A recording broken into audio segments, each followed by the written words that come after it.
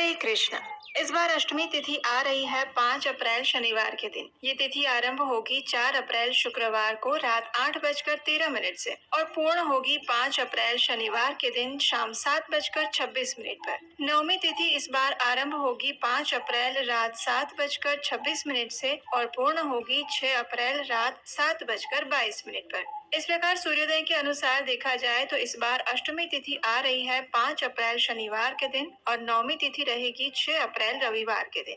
अष्टमी और नवमी तिथियों में कन्या पूजन का विशेष महत्व बताया गया है और इस बार अष्टमी और नवमी तिथि दोनों ही अलग अलग दिनों में पड़ रही है, इसलिए आप दोनों ही दिन अपनी पारिवारिक परंपरा अनुसार कन्या पूजन कर सकते हैं। कन्या पूजन सामान्यतः प्रातः काल में किया जाता है या फिर दोपहर तक किया जाता है। कुछ भक्तों के घर में अष्टमी के दिन कन्या पूजन होता है और कुछ भक्तों के घर में नवमी के दिन कन्या पूजन किया जाता है। इस बार कन्या पूजन के लिए हमें 3 शुभ मुहूर्त प्राप्त हो रहे हैं। जो भी भक्त अष्टमी के दिन कन्या पूजन कर रहे हैं उनके लिए सबसे पहला मुहूर्त है ब्रह्म मुहूर्त का, यानी सुबह 4:35 से लेकर 5:21 तक का। दूसरा शुभ मुहूर्त है प्रातःकालीन पूजा का समय, यानी सुबह 4:58 से लेकर 6:07 के बीच में। और तीसरा शुभ मुहूर्त है अभिजीत काल, यानी सुबह 11:59 से 12:49 के बीच में। जो भक्त नवमी के दिन कन्या पूजन कर रहे हैं उनके लिए भी इसी प्रकार के 3 शुभ मुहूर्त हैं।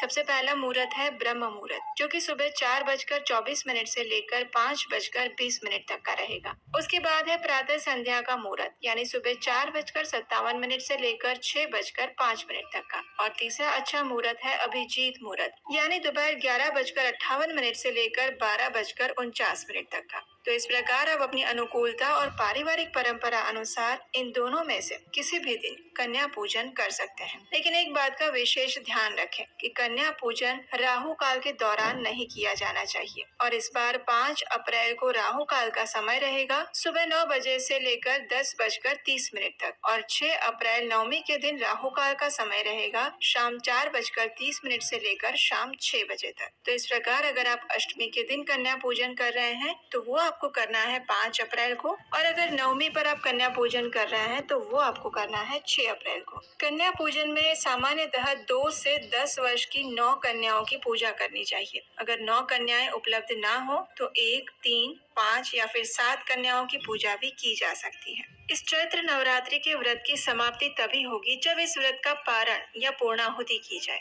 सामान्य रूप से नवरात्रि व्रत का पारण दशमी तिथि के दिन किया जाता है। 9 दिनों का उपवास समाप्त करने के बाद दशमी के दिन प्रातः काल में कलश विसर्जन किया जाता है। शास्त्रीय नियमों के अनुसार नवमी तिथि की पूजा के बाद दशमी तिथि के प्रवेश होने पर व्रत तोड़ा जाता है। देवी भागवत में भी यही संकेत मिलता है कि नवमी की हवन पूजा करने के बाद दशमी को प्रसाद लेकर व्रत समाप्त करना चाहिए। इससे व्रती को पूर्ण नवरात्रि का फल प्राप्त होता है। तो इस प्रकार इस बार चैत्र नवरात्रि का समापन या कलश विसर्जन भी अब 7 अप्रैल को प्रातः काल सुबह 6:10 से लेकर 7:30 के बीच में कर सकते हैं। कई स्थानों पर कलश विसर्जन नवमी का पूजन करने के बाद या फिर दशमी के दिन सुबह किया जाता है। कई घरों में नवमी तिथि की संध्या में ही हवन और कन्या पूजन के बाद कलश का जल घर के पवित्र स्थानों में छिड़क कर बाकी बचा हुआ जल पीपल या फिर तुलसी को अर्पित कर दिया जाता है। लेकिन देवी पुराण में वर्णन आता है कि नवरात्रि के दौरान स्थापित किया गया कलश और देवी की प्रतिमा को